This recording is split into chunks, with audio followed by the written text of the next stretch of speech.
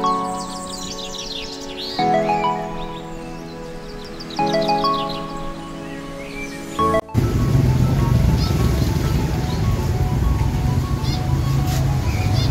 Plant Kids! Ito yung next project natin, ating strawberry planter. Okay? Magsisimula tayo dito sa isang strawberry na bigay ni Fe sa aming Bakuran Vlogs. Maraming salamat ulit Fe. So ngayon, sisimulan na po natin siya. Ilalagay natin siya dito sa planter na ito. At ito nga, full sun itong marker na ito. Dito natin siya ilalagay. May unahin natin yung layer ng dahon bago tayo maglagay ng lupa at bago natin itanim. Okay? Let's go!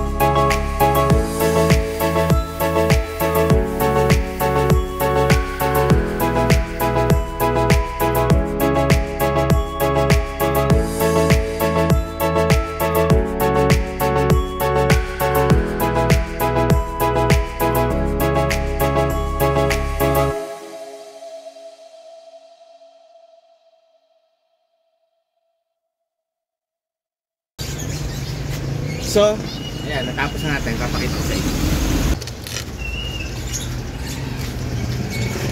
So, ayan na siya. Nakatanim na siya. Nakikita niyo yung runner na yan. Yan daw po ang magpapadami niyan. So, we will see. Huwag daw ilulubog sa lupa. Pero yan, nakapatong lang siya. Okay?